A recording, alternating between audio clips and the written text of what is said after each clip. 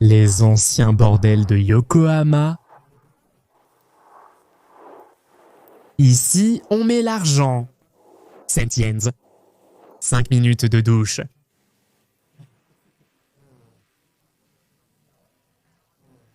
La ville de Yokohama. Du côté est, nous avons du nord au sud, l'une des zones les plus touristiques de tout le pays. Un quartier d'appartements de luxe, le plus grand quartier chinois du pays et une zone de shopping de luxe. Ah, et un stade de football très important. Et il est séparé du côté ouest par les voies nord-sud. Nous avons la zone des tavernes sales, la zone des bordels et la zone des sans-abri. Je suis Naka, ceci est Japatonic Life, et aujourd'hui nous allons parcourir le quartier le plus divisé socialement par les voies ferrées. Après Tokyo, la ville la plus peuplée de toutes est Yokohama, qui est aussi l'une des plus grandes villes du Japon. Yokohama fait partie de Kanagawa, mais s'il y a quelque chose qui représente Yokohama, c'est le port. Cet endroit où nous sommes, Minato Mirai, qui signifie port du futur. On l'appelle ainsi en raison des importants investissements réalisés dans les années 90, notamment l'installation de magasins, de parcs d'attractions et la construction de la Landmark Tower, l'un des plus grands projets. C'est le plus haut bâtiment du Japon avec 75 étages et à l'époque, il possédait l'ascenseur le plus rapide du monde. Donc, d'un côté, nous avons l'une des villes les plus peuplées, les plus populaires et les plus touristiques du Japon, et du côté ouest, ceci. Une ambiance complètement différente, ce n'est rien de plus qu'un quartier ordinaire. Il n'y a rien de mal à cela, mais il y a un contraste très différent avec ce que nous venons de voir à seulement 2 minutes à pied de ces ruelles, qui, comme vous pouvez le voir, sont un peu plus rustiques. Rue du Bar, encore rue du Bar, encore rue du Bar, et le 4e coin de la rue du Bar. C'est, en gros, le Kabukicho de Yokohama. C'est-à-dire, c'est la zone où il y a la vie nocturne, remplie de bars, de quartiers de host club et de hostess club. Le quartier rouge est bien plus au fond. Mais en gros, ce qui fait face à Minato Mirai, c'est ça, de l'autre côté des voies. Et bien sûr, à côté des quartiers de bars, on va aussi trouver des zones d'hôtels, des hôtels par ici, des hôtels par là, des hôtels partout. Côté est, encore une fois en passant Minato Mirai, juste à côté, on a le quartier de Kanae qui est la prochaine station de train, juste là, vraiment tout près. Ici, ce quartier se caractérise par la présence de nombreux bureaux bien situés, disons, de sociétés relativement importantes de Yokohama. Beaucoup de magasins de bon niveau et quelques appartements pour des personnes bien placées. Disons que acheter un appartement dans ce quartier te coûte un demi-million de dollars, au moins dans la grande majorité des cas, et évidemment, on parle d'un demi-million de dollars ou plus. Et officiellement, nous entrons déjà dans la zone des bordels, ce qui est curieux car dans les zones où il y a beaucoup de bordels à proximité, il y a toujours des zones avec des sans-abri. C'est toujours comme ça. Quand il y a beaucoup de bordels dans le quartier, la catégorie du quartier baisse à bien des égards. Ici, je vois qu'il y a beaucoup de sans-abri qui traînent sur la place. Et bien sûr, comme dans beaucoup de quartiers populaires, il ne peut pas manquer le cinéma porno. Ils sont très peu nombreux. Et d'ailleurs, il y a quelque chose que j'oubliais, c'est que dans cette zone de Yokohama, la prostitution homosexuelle était très courante. C'était quelque chose de très répandu, mais en général, tout ce qui était sombre à Yokohama a beaucoup diminué ces dernières années, ces dernières décennies, tout comme à Shinjuku. Mais bien sûr, ici, il y a par exemple le cinéma gay, qui, d'après ce que je sais et le seul que je connaisse, c'est le seul que j'ai vu jusqu'à présent. Mais bien sûr, parce que ce style était déjà populaire, disons, dans la région. Et bon, juste en traversant la rue, nous avons le Rokuza, qui est un club de striptease très célèbre. Maintenant, ce même nom se trouve à Asakusa, mais bon, celui d'Asakusa est beaucoup plus célèbre. Même aujourd'hui, des actrices, pas très célèbres, y vont pour donner des spectacles. Par contre, les clubs de striptease ici ne sont pas comme les clubs de pole dance où l'on donne des billets aux filles, c'est plutôt comme un spectacle de théâtre avec une nudité totale. On débute également ici avec le quartier des maisons closes. Ça, par exemple, c'est un soul plant. Et les 50 minutes coûtent 10 000 yens, c'est-à-dire, aujourd'hui, à la date de sortie de la vidéo, ça fait environ 70-80 $. C'est l'un des soul plants les moins chers que tu pourrais trouver. Je me suis basé sur les avis de cet endroit. C'est très drôle parce qu'ils disent qu'elles sont toutes grosses, trop âgées, qu'elles ont une mauvaise attitude, une mauvaise personnalité et qu'elles sentent parfois. Un commentaire mentionnait que la fille dégageait une forte odeur de poulet frit. En parlant de « Oh, maintenant que j'y pense, je fais une vidéo sur Gino de Show, mais j'oublie que j'ai comme contact l'un de ceux qui ont été les rois de Gino de Show, Francisco, l'oncle Japan Geek de la chaîne Japan Geek. Et il a beaucoup travaillé dans cette zone il y a environ 20 ans. Je vais lui demander de m'envoyer un message audio à peu près sur ce dont il se souvient, ce qu'il peut raconter de ce qu'est ce quartier. Cette ruelle est très curieuse, elle me donne l'impression d'être en Chine. Non, et en plus, oh, regarde! Je crois que ce sont... Waouh, qu'est-ce que c'est? Ce sont... Des mini-Anka, des mini-bars, c'est comme le Golden Guy, mais la version Yokohama. Je vais envoyer un message vocal à Francisco pour lui demander « Salut Pancho, comment ça va? Je fais une vidéo sur Yokohama et je me suis rappelé de toi en parlant du quartier de Inodecho. Dis-moi un résumé à peu près de ce dont tu te souviens de ce quartier pour que je puisse le raconter au public. À bientôt. »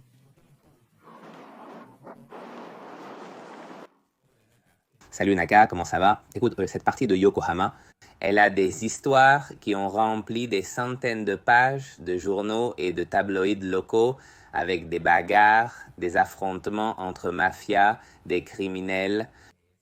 La partie de Inodecho, c'est là où se trouvaient toutes les petites maisons où travaillaient des filles qui vendaient leurs services sexuels.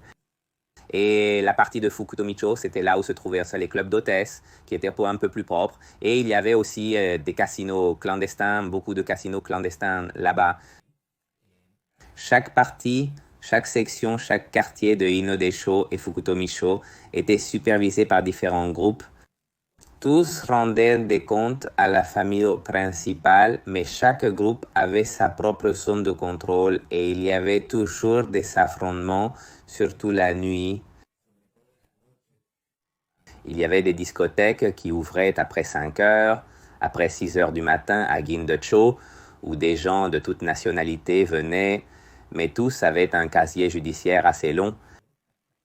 Il venait donc des gens qui se consacraient au vol de voitures, des gens qui vendaient des substances illicites et les filles qui travaillaient là aussi à Inodecho dans les petites maisons. C'était donc un endroit où se concentrait un fort taux de criminalité et où la police était très vigilante. À Fukutomicho, les hauts responsables des mafias locales fréquentaient les clubs d'hôtesses japonaises, étrangères et coréennes, qui étaient nombreux. Et à l'intérieur de ces établissements, il y avait beaucoup de problèmes. Il y a même des informations sur des fusillades et des coupes de couteaux dans certains bâtiments très connus. Eh bien voilà, c'était un peu l'histoire de cette partie de Yokohama. Regarde ce que c'est. Ça doit être fou ici la nuit. J'adore car c'est comme le Golden Guy, mais à Yokohama. D'après ce que je vois, ce sont tous des bars où 4 ou 5 personnes peuvent entrer, 3 sièges ici et là 3 autres, 6 personnes peuvent entrer dans ce bar et tout le monde est assis côte à côte. Mais ces ambiances sont très animées, j'aime vraiment beaucoup. Je comprends maintenant, je sais où nous sommes. C'est là où se situaient les anciens bordels de Yokohama. Ici, c'est comme avant, de la même manière qu'à Osaka. Là où se trouvaient les bordels avec une porte à côté de l'autre. Et à chaque porte, il y avait une fille exposée pour offrir ses services. Et bien sûr, tout cela, ce qui était de la prostitution, ils l'ont enlevé et maintenant ce sont des petits bars. Mais oui, c'est ici, c'est l'endroit où tout cela se trouvait. Regarde. Non, je m'en suis rendu compte rapidement. Je sais quand même que ce n'est pas seulement ce secteur, c'est juste que ce secteur est connu pour ça. Mais il y avait d'autres ruelles où on pouvait aussi trouver des petits bars, des entrées et, bon, aujourd'hui ce sont des bars avec entrée, mais avant c'était des bordels. Bon, dans cette rue, il y a un grand soul plant. Ici, il y a ce soul plant avec une énorme enseigne. Je crois que je n'ai jamais vu un soul plant avec un nom aussi grand à un coin de rue, aussi imposant, où il est écrit soul plant. Ce sont les bordels où l'on va pour faire ce qu'on veut. 40 minutes, 11 500 yens. Une autre chose que je remarque à ce sujet, c'est que d'abord, les bâtiments sont très vieux, on voit bien que ce sont des bâtiments des années 60, 70, ce genre de design était assez typique à l'époque. Et une autre chose, c'est que je vois beaucoup de restaurants de style étranger, cuisine vietnamienne, italienne, chinoise, taïwanaise. D'après ce que je vois, c'est un quartier où travaillent de nombreux immigrés. Cette ruelle est très intéressante et pleine de bordel. Là-bas, c'est plein. Là-bas, c'est plein. C'est-à-dire, il y en a bien plus ici que dans n'importe quel quartier de Tokyo. Avec tout ce qu'il y a de bien ici.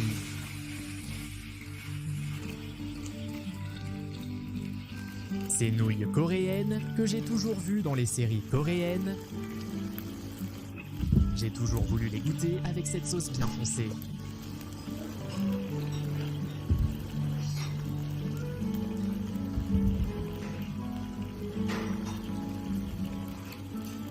C'est vraiment bon. Du côté est, nous avons le stade de Yokohama en face d'un magnifique parc avec un étang où il y a même des tortues et tout. Et de l'autre côté, juste là, en traversant la rue, nous avons le Chinatown, quartier chinois. Du côté est, nous avons le quartier chinois, l'un des plus grands quartiers chinois d'Asie, et en tout cas, le plus grand du Japon. Et c'est un quartier que, franchement, j'aime beaucoup, parce qu'il y a plein d'endroits où manger. Avant tout, c'est l'un des endroits où l'on peut trouver le plus de nourriture de type street food. Autrement dit, acheter des petites choses à manger par-ci par-là. En vérité, il a un attrait très particulier, qui est justement l'attrait de la culture chinoise, n'est-ce pas? Tout ce qui concerne les lampes, les lumières, tout ça. Ici, on peut trouver plein d'épices pour la cuisine. Les restaurants, quant à eux, semblent tous être des reproductions et des copies les uns des autres. Ils ont tous, disons, le menu à volonté où tu peux commander à la carte tout ce que tu veux pour un prix assez bas. La nourriture n'est pas mauvaise du tout, mais ils sont tous identiques. On ne trouve pas la différence entre un restaurant et un autre. C'est vraiment agréable de manger ici. J'y amène souvent des visiteurs. Ce sont les yorompo et il est très important de savoir comment les manger avant de les goûter pour la première fois. Ces aliments contiennent du jus, beaucoup de bouillon très chaud, attention aux brûlures. Pour le déguster, tu peux ajouter un peu de vinaigre noir pour relever le goût. Et ça, quand on le mâche, il faut l'aspirer. Heureusement, ce n'était pas si chaud. L'un est farci de viande de porc et l'autre de fruits de mer. C'est excellent, j'adore. Il ne faut jamais mâcher directement, sinon ça éclabousse. Il faut mâcher et aspirer simultanément.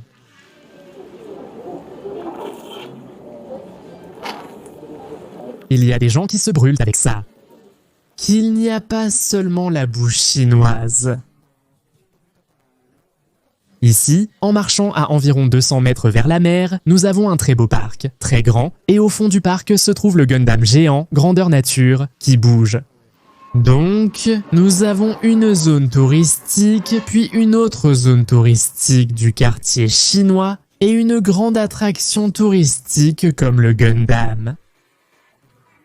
Et en revenant vers l'est, nous avons une zone commerciale normale, une rue piétonne avec ce qu'il y a de typique, des chaînes de restauration, des supermarchés, des magasins pour faire des achats, un Don Quijote, ce qu'il y a de normal. Et oui, ici déjà dans la même rue piétonne, en avançant d'une demi-ruelle vers l'intérieur, la zone des bordels commence à nouveau, et il y en a vraiment beaucoup.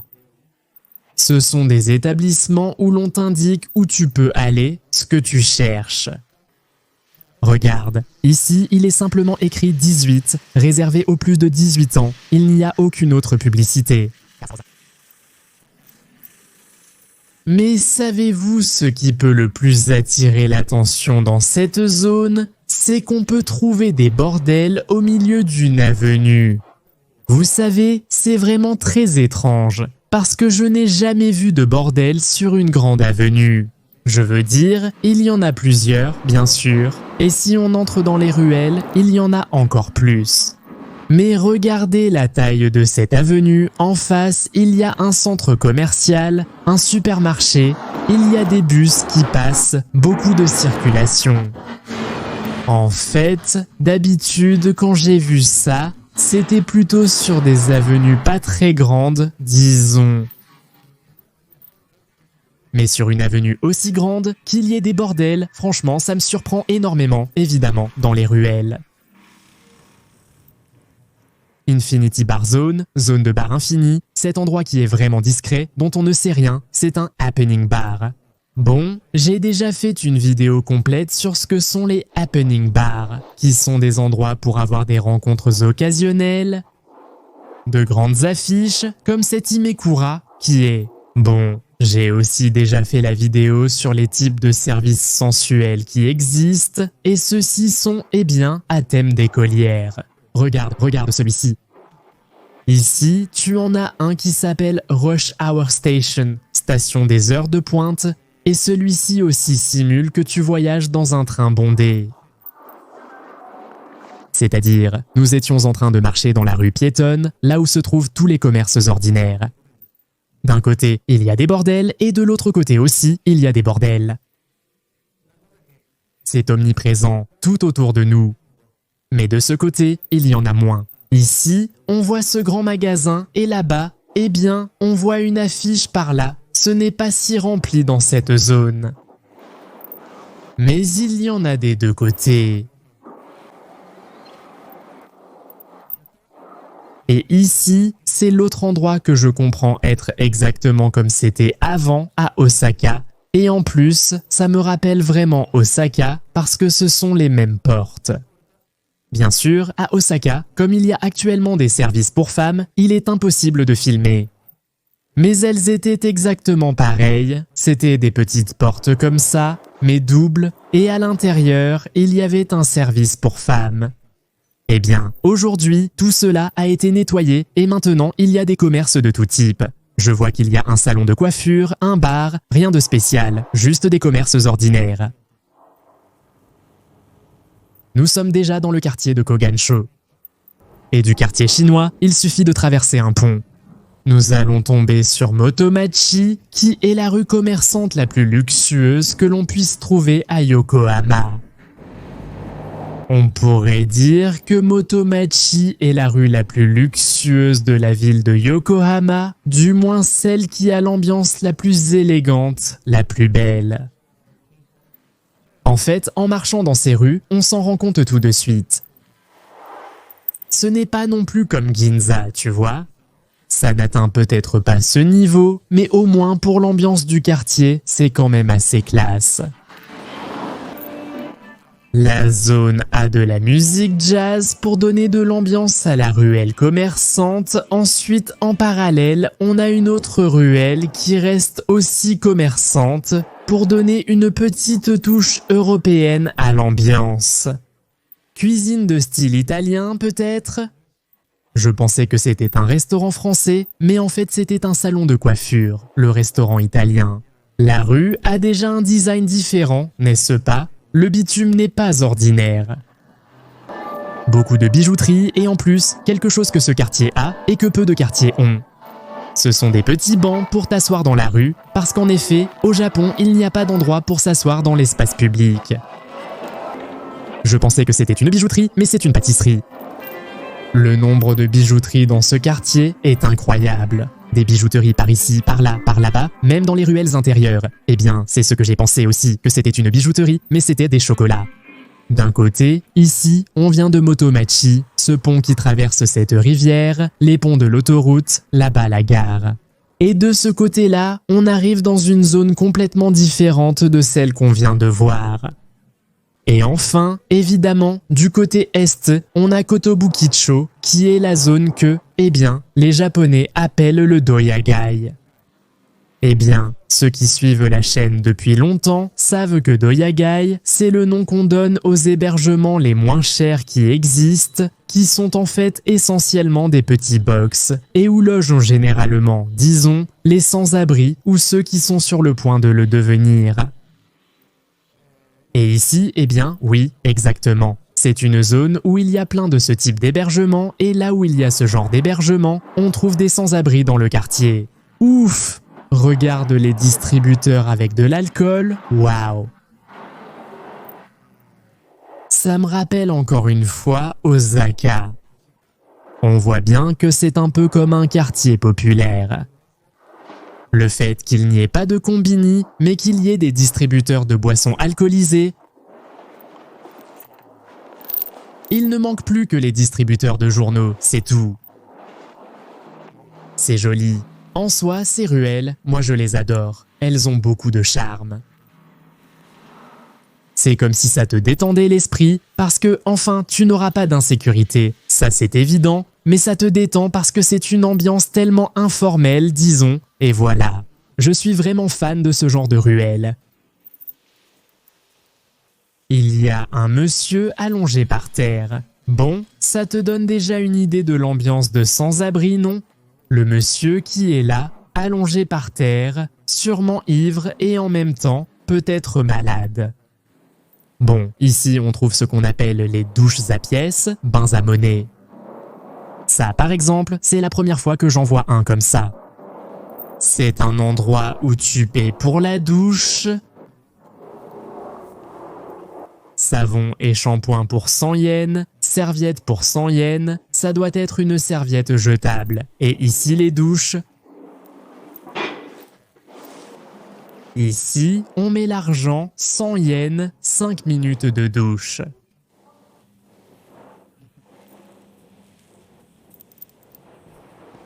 Une autre chose que je remarque, c'est que c'est très courant dans ce quartier, c'est qu'il y a énormément de coin laundry, c'est-à-dire, bon, les coin laundry, ce sont les laveries à pièces.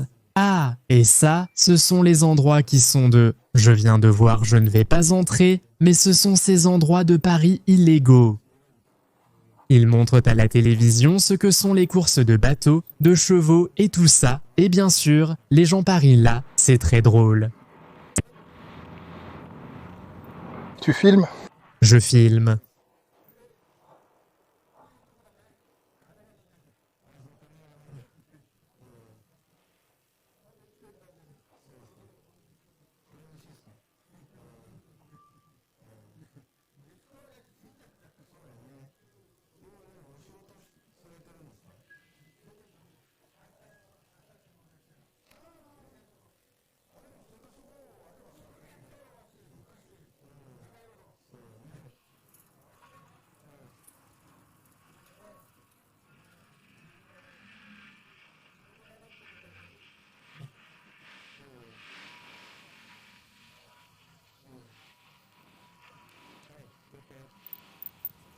Mais oui, l'ambiance ici change énormément, c'est le centre d'emploi.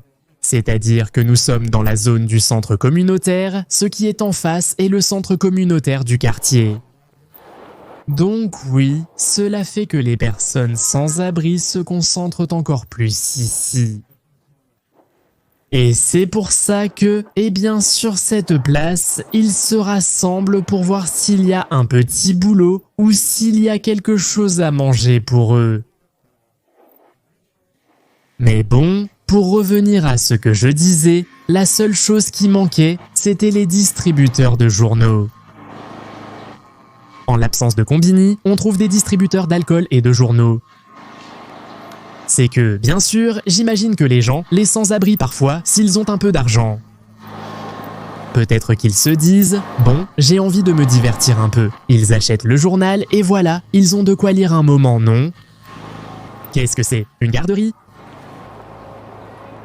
Non, c'était un centre communautaire.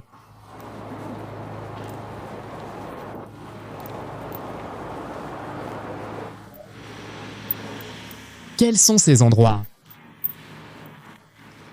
Des centres communautaires, peut-être? Bon, celui-ci est sûrement un doya. Ici, ils doivent sûrement demander un prix très bas pour l'hébergement. Les doyas, quand ils sont à peu près décents à l'intérieur, coûtent 1700 yens la nuit,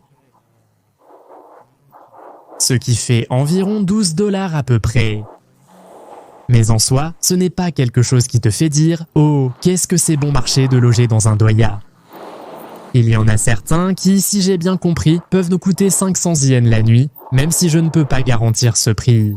Mais ces endroits qui, en gros, n'ont pas d'enseigne, pas de liste de prix, ni rien, et qui ont l'air assez miteux, ce sont sûrement les moins chers.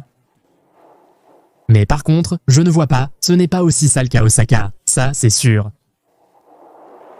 Si vous n'avez pas encore vu la vidéo sur Osaka, l'une des plus populaires de la chaîne, je vous conseille vivement de la regarder. Pour être honnête, c'est le Japon. Ça, c'est vraiment le Japon que le Japon ne veut pas montrer, celui que personne ne t'apprend. C'est-à-dire, moi j'aime beaucoup montrer ce genre d'endroit, tu vois, parce que ça te ramène un peu à la réalité. Pour que les gens voient que le Japon est comme n'importe quel autre pays, à bien des égards. Il y a toujours des choses à réfuter. Il y a du bon et du mauvais, mais il y a toujours des choses à réfuter et à montrer un côté plus réaliste. On m'a souvent dit que je révèle le vrai visage du Japon. Ce n'est pas qu'il y ait un côté réel ou faux. Tous les côtés sont réels, il faut juste voir quelle réalité on peut montrer. Mais bon, c'est tout les amis. Un salut à toi, à tes animaux de compagnie, à ta famille et à ton voisin. Ciao.